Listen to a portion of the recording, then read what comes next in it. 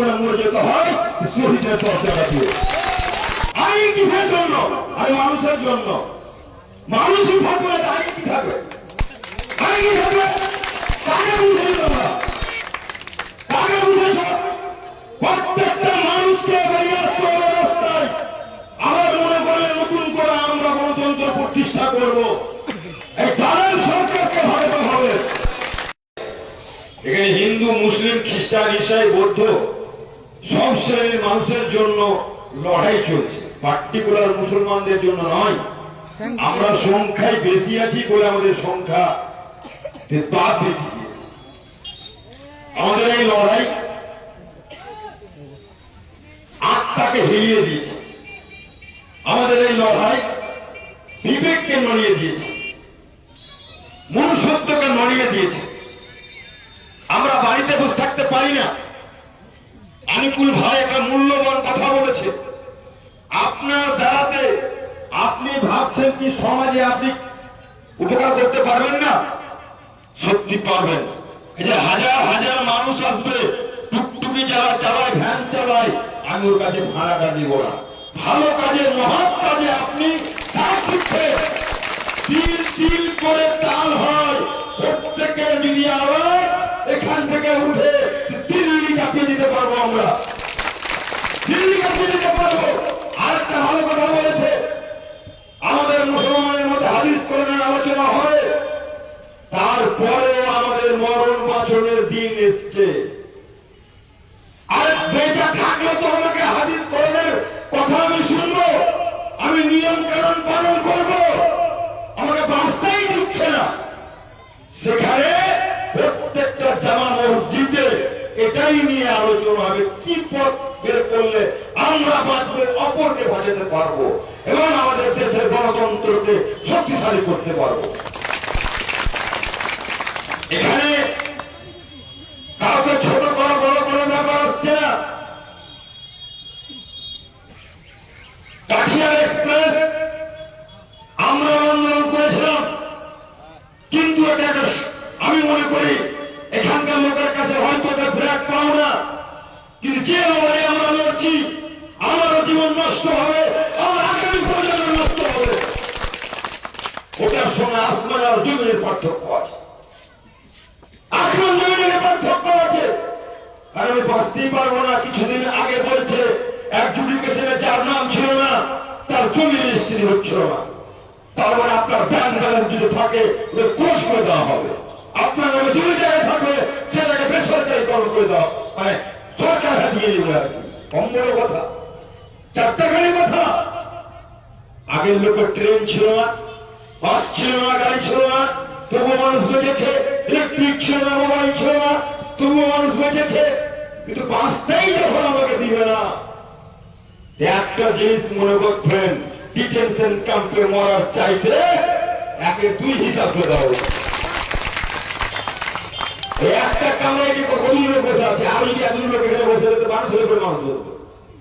এই স্টেজটাতে 20-25টা লোকের ক্যাপাসিটি, যদি 100টা লোককে ভরে তাহলে তো মানুষের উপরে মানুষ থাকবে।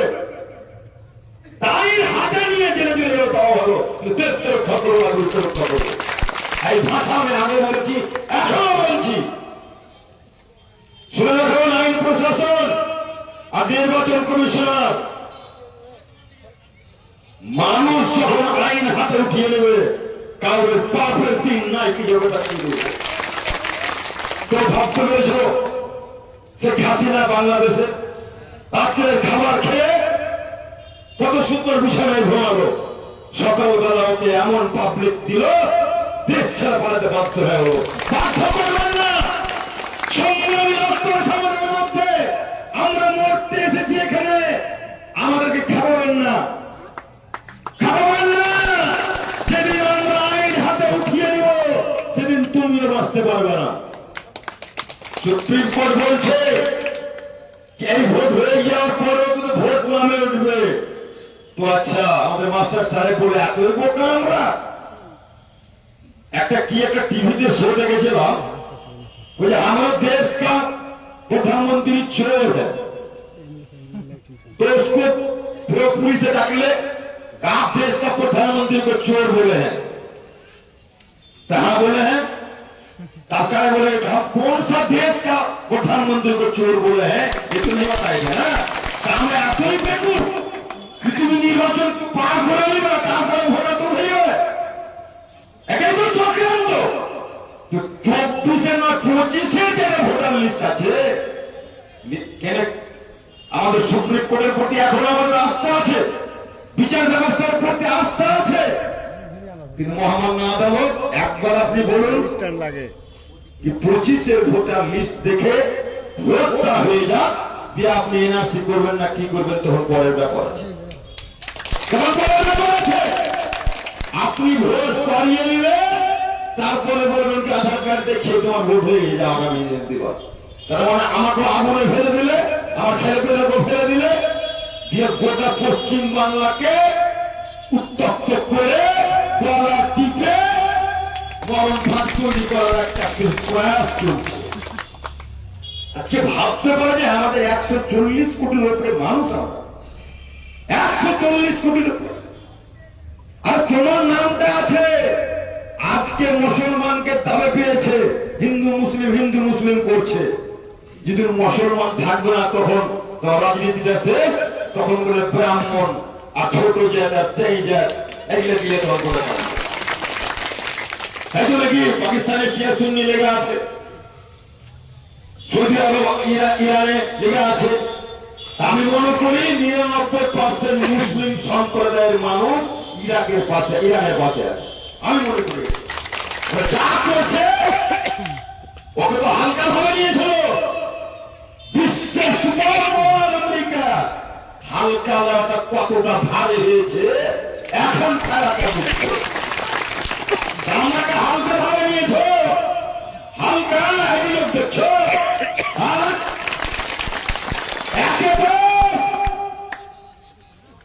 নির্বাচন কমিশনার এক একটা সৈনিক 1-10 বলে বুঝতে পারছেন আগ্রের মনে 10টা গেলে বলবো কাফনটা শেষ কাফন শেষ সুন্দর আমাদের এটা মাথায় যখন বেঁধেছি তার শেষ থেকে ছাড়তে হবে আর এই আন্দোলন করতে হবে আগে ভোটার পরে ভোট আগে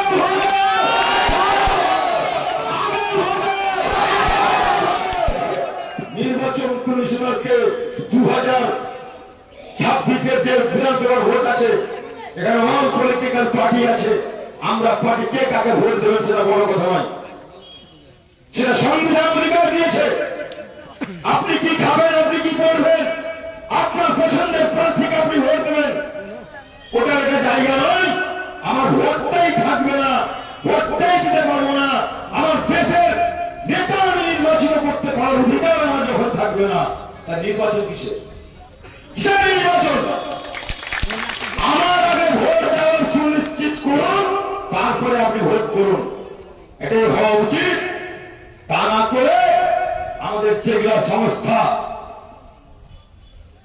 চারটা হ্যানি কথা নির্বাচন কমিশনার একটা নিরপেক্ষ সংস্থা তার প্রতি হাজার হাজার লক্ষ লক্ষ মানুষের একটা আত্মা ভরসার জায়গা সুপ্রিম কোর্ট আমরা কখন যাই রে ভাই যখন নেই বিচার পাই না তখন আমরা যাই এখন আমরা বলছি আমাদের সংবিধানের প্রতি আমাদের সুপ্রিম কোর্ট প্রতি কোর্ট আদালতের প্রতি আমাদের আস্থা ভরসা এখনো আছে কারণ মানুষের মধ্যে থেকে মনুষ্যত্ব ডুবে এখনো হারিয়ে যায়নি এই যে এই আন্দোলন চলছে আরো তীব্র হচ্ছে কালকে আজকের রূপরেখা দেওয়া হচ্ছে আগামীকালকে রূপরেখা দেওয়া হবে তাই জনসাধারণকে বলতে চাইছি আমরা রূপরেখা আপনাদের ঠিক করে দেবো আইন হাতে নেবেন না প্রথম সারিতে আমরা থাকবো গুলি খাবো মার খাবো লাঠি খাবো আর আমরা খাবো পিছপা হওয়ার কিচ্ছু কারণ নাই পিছপা হওয়ার কোনো ভয় ভীতি নাই কারণ আমরা জানি যে একদিন না একদিন আমাদের মৃত্যুর স্বাদ নিতেই হবে দুনিয়াতে আমার দুনিয়ারই স্বাদ পায় আর না পায় সে কোটিপতি হোক আর রাষ্ট্রপতি হোক মৃত্যুর স্বাদ নিতে হবে আর নয়তো কাল এমন কিছু কাজ করে যাবো 100 বছর বাঁচার দরকার নেই এমন একটা দিন কাজ করেন 100 বছর আপনাকে মনে রাখা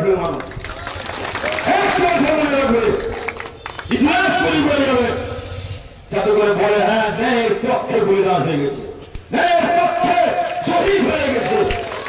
এই মেন্টালিটি নিয়ে বাড়িতে গিয়ে গ্রামে গিয়ে মহল্লাতে এখন বলবেন আমার দেশকে স্বাধীন করার এবং বেঁচে থাকার লড়াই, আমার লোক বেঁচে থাকার লড়াই এবং আগামী প্রজন্ম বেঁচে থাকার লড়াই।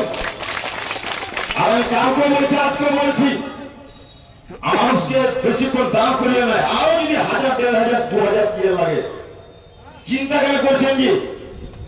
কারোর কাছে সহযোগিতার দরকার নেই, জল পানি যা লাগবে মানুষের খাওয়াবেন। আমার বাড়ি আসুন, আপনি বাড়ি আসুন, অর্থের দিক দিয়ে পিছু হটবেন না, সকলকে জল খাওয়াবেন, পানি খাওয়াবেন, আর 1,500 চেয়ে রেখে রাখেন। আপনার শক্তি আমি যে কথা মনে ইসলাম দিয়ে হলে পিছু হবে না, পিছু হবে না। এটাই আমার খুবই, এটাই আমার কমে বুঝতে পারে। মানুষকে কথা দিলে কথা আমরা রাখি, চাই চান যাক, চাই প্রাণ যাক, সেটা আমাদের মজা করছি। অনেক মানুষ দাঁড়িয়ে আছে, অন্তত পক্ষে আমরা 1000, 1500, 2000 চেয়ে নিয়ে আসেন, মানুষের জলের বোতল রাখেন, 1000 বোতল, মানুষকে জল খাওয়ান, কারণ ওরাই আমাদের শক্তি। এই চেকটা করতে গেলে হবে না, লোকগুলো আসলে ওদেরকে চা পানি খাওয়ান, আমরা ওদেরকে জোগাবো। আপনাদের তো আমি একটা ইন্ডিয়া গেটের প্লেয়ারের মতন দাঁড়িয়ে আছি, চিন্তা করে বসে, চিন্তা করার কিছু নয়। তাই আমি বলছি যে আপনারা মহল্লায় আজান আছে নাকি এগুলো বলছি, আমি একটা কথা বলে দেবো। জুম্মার নামাজ পরশু দিন নামাজ পড়ার পরে আল্লাহর কাছে দোয়া করে, হে আল্লাহ, আমাদের কম এবং মানুষের সাথে যাচ্ছি, যদি লড়াই করে মরে যেতে হয় শহীদের দরজা দিও, শহীদের দরজা দিও, আপনি দেখবেন আল্লাহ আপনার দোয়া কবুল করে নেবে। তাই আসুন, সামনের দিনে এই আন্দোলনকে তীব্রতর থেকে তীব্রতর করতে হবে এবং সেদিনকার বুঝিয়ে দিতে হবে, শুধু অর্জুনপুর নয়, সব জায়গায় যেন চাম হয়ে যায়, চারটা চাম করতে হবে, চারটা চাম করতে হবে। আর মানুষের মুখে কিছু নেই, আইন কিসের জন্য? আর মানুষের জন্য। মানুষই থাকবে, আইন কি থাকবে? আইন কি থাকবে? কাকে বুঝে দেবো, কাকে বুঝে? প্রত্যেকটা মানুষকে বেরিয়ে আসতে হবে রাস্তায়। আমার মনে করলে নতুন করে আমরা গণতন্ত্র প্রতিষ্ঠা করব, এই জালেম সরকারকে হটাতে হবে, হটাতে হবে। উনি একটা চাকরি করছেন 60 বছর পরে, এই হায়া, এই দুয়া কিন্তু ওর লাগবে। কোথায় আছো তুমি? 60 বছর পরে তোমাকে পেনশনের জন্য বেঞ্চে বসে থাকতে হবে বন্ধু, পেনশনের জন্য বন্ধু বসে থাকতে হবে। দুনিয়াতে এত ঘ্যাম দেখায় না, এত ঘ্যাম